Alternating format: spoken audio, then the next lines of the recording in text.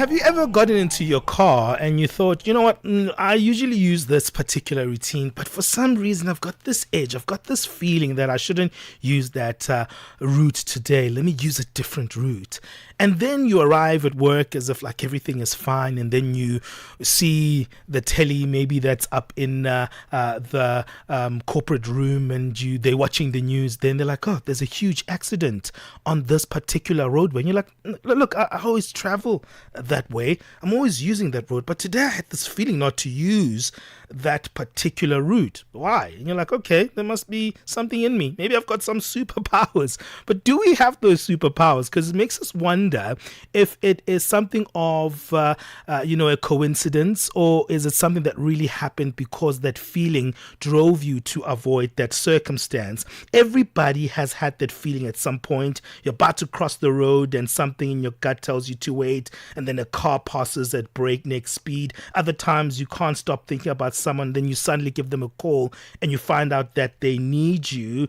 How does this actually work? Is it psychic, or what is it? We're going to be unpacking this about that thing behind our gut instinct and hidden connections. Joining us today, we have Anne Marie Viviers, who's a corporate wellness specialist and owner at Heavenly Healing. And thank you for joining us right here on Channel Africa.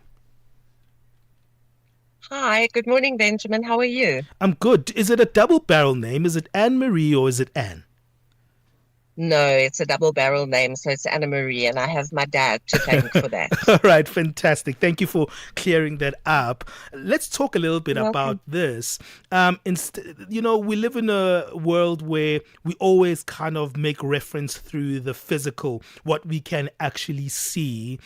But, there is a lot of the invisible that we cannot see. What forms the table that is in front of me is made of multiple atoms that are not broken down and are compounded in front of me. But that's a lot about also how we feel about things and something that we call instinct. But we never really lean into those things because, like, man, it's just hearsay. I've heard people say that, but nah, can't be real.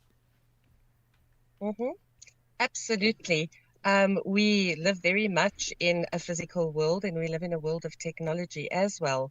So, psychic abilities, intuition, they are something that really aren't ever spoken about, and we're not taught them. But psychic abilities and intuition is definitely there. I heard you talking about not taking a specific route going to work because of what? Because your gut tells you don't go that route. And when you get to work, yes, there's been a huge accident. That is your intuition. We're not taught intuition. We're not educated intuition. And this is why intuition is always so much in the background, whereas it should really be in the foreground, because we all have intuition. We all possess the ability to listen to our guts. I mean, how do you do that in terms of, locating that instinct? I think we don't know how to locate it because we don't understand what that instinct is. What is it for you when you're referring to your gut feeling? 100% we don't know what it is, and therefore we don't know how to find it. For me, it's literally a feeling in my gut. My stomach turns, my stomach literally churns, and then I know, lady, don't do it. But we're human and we're fallible, so what do? We go and do it anyway. Hmm. um, even though your body, it's literally a physical sensation that you get in your body that tells you don't do it, but we do it anyway. And I'm sure that people, if they really tune in and if they really listen to their bodies, will actually agree with me that they felt this before. Or it's a little knocking on your shoulder saying, please don't do it. What do? We often go and do it. We just need to be still, we need to concentrate, and we need to tune in. But we've never been taught how. I mean, that is the difficulty, right? The fact that we are living in a world of the visible And those really at times are things that consume us, our time, our meditations, but most importantly, that's what consumes our intention, right? We always think about the things that are already in front of us, but we at times ignore this internal voice within us.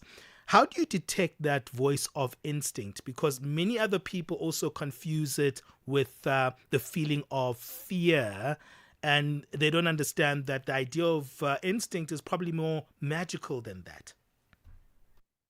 100%. The fear is fearful, and you feel it as fear. You become anxious, whereas your intuition is always grounded. It's always safe. So for me, that's the difference. The one is grounded, and the one is you kind of like just know that you're supposed to be doing it. The other one is fear-based, and you can literally feel it. Your heart starts pumping faster. You get palpitations. You can't breathe.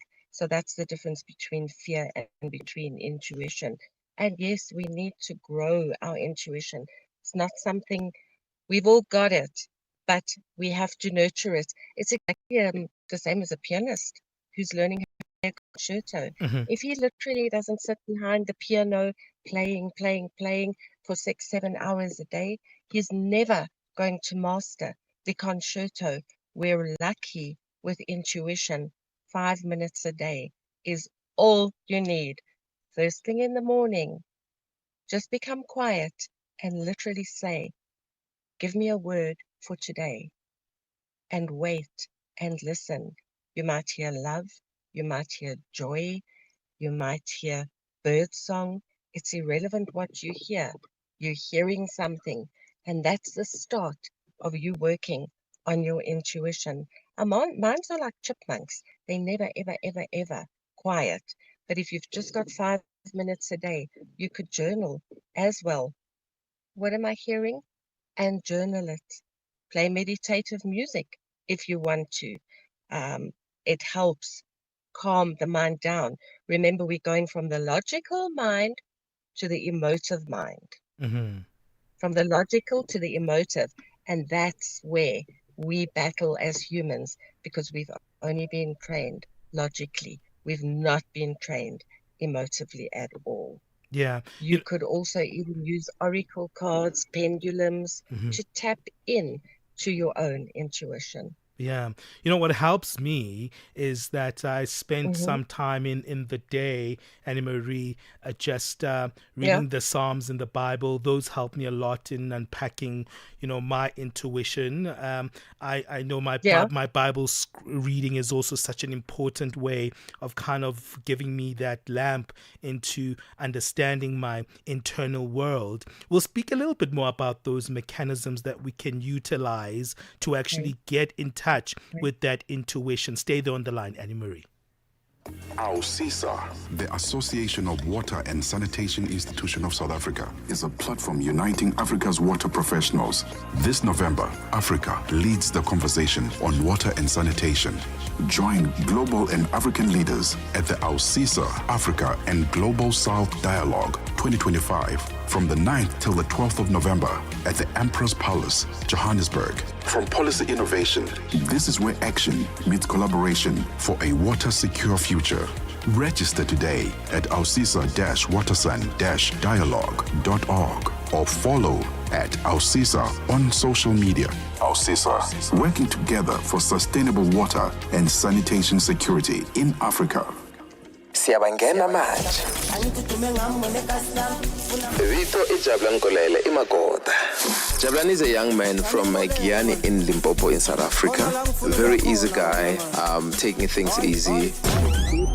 To know me is to know that I love what I do, which I'm crazy about it. So when you hear me on radio, expect the best. Expect great music. Expect great content. Expect 180 minutes of nothing but fun. You'll find me on the morning reset, 3 to 6 a.m., Monday to Friday. Siyabangena baba. Ay. Mbuleke. No time to waste. Be on the move with Benjamin Moshatama and Palesa. Hey, we've got the question of today on our X handle. Go there at Channel Africa 1. We're asking you, when you get a strong gut feeling, what do you believe it really is? We've got 4 options for you there. We've got the first option, spiritual intuition. Second option is subconscious patterning. And a third option is a mix of both spiritual intuition and subconscious patterning. Or do you think, look, man, this is just coincidence? Or you can choose on that fourth option. So go to at Channel Africa 1 and give us your vote there on our On The Move poll. Right now we are speaking to our guest on this very incredibly kind of world of things invisible. We're speaking to our guest Anne Marie Viviers, who is a corporate wellness specialist and owner at Heavenly Healing. And we speak about that intuition that you might have. Are you being psychic, or maybe you've got a gift inside, or maybe it's just an everyday thing that you can actually harvest, you can model it, and it's actually something that is within all of us that we can tap into and use as a way of guidance. For some people who think this is a strange conversation, Anne Marie, instinct is something that is actually scientific. It's not voodoo or something that's out there in the air. It's something that also has to do with how our brain works. Oh, absolutely. Instinct has definitely got to do with how our brain works. And no, it's definitely not voodoo. Definitely not. Um, for, for millennia, humans have worked on instinct. Think about when we were a lot more primal than we are today, and what we needed to do in order to feed ourselves, shelter ourselves, and stay alive. Those were instincts. We automatically knew what to do. And for me, that comes from the body. The body is sending out signals. The body is saying, where is the danger? Where is the food? When is the storm going to come? And from those instinctual gut instincts that we have, we were then able to plan our lives. And as far as that's concerned, nothing has really changed. We've just advanced as humans. Technology has just advanced. So instead of us going inwards and looking inwards for our instinct, we look externally. We look to apps, we look to wearables, because there's so much externally that can guide us that I believe we've actually forgotten our inner instinct. And, how do you tap into it? Because most of us are busy moving about, getting busy. We've got children, we've got husbands, some of us have got careers. Everyone is on let's move on a daily basis. How do you tap into something that can at times feel dormant and silent? Okay, how do you tap into your instinct, to your gut feel? For me, it's start small. Start really small. Often we're overwhelmed by the idea of intuition. Oh, we don't know what it is. We're overwhelmed, therefore we can't do it. Mm-hmm. We actually can do it. Start small. Box breathing is a nice way. Ground yourself. In other words, instead of focusing externally, you're now focusing internally. Focus on your heart, for example, and try and find a feeling in your heart. May it be love, sadness, happiness, joy. It doesn't matter as long as you focus internally. Do that for 2 minutes every day. Journal, write down what you feel. And then also the most important thing is be patient. The human race isn't patient at all. We want instant gratification, literally instant gratification. And growing your intuition is going to take time. Be playful about it. Don't beat yourself over the head if you don't get it right the first time, because you need to still the mind. And the only way that you're going to still the mind is by practicing meditation and practice. Well, it comes down to practice. Well, what do you mean by practice? Because some people would think that's you getting an instrument and practicing how to play something. Um, it's a very I hear technical exactly what you say. technical You know what? term.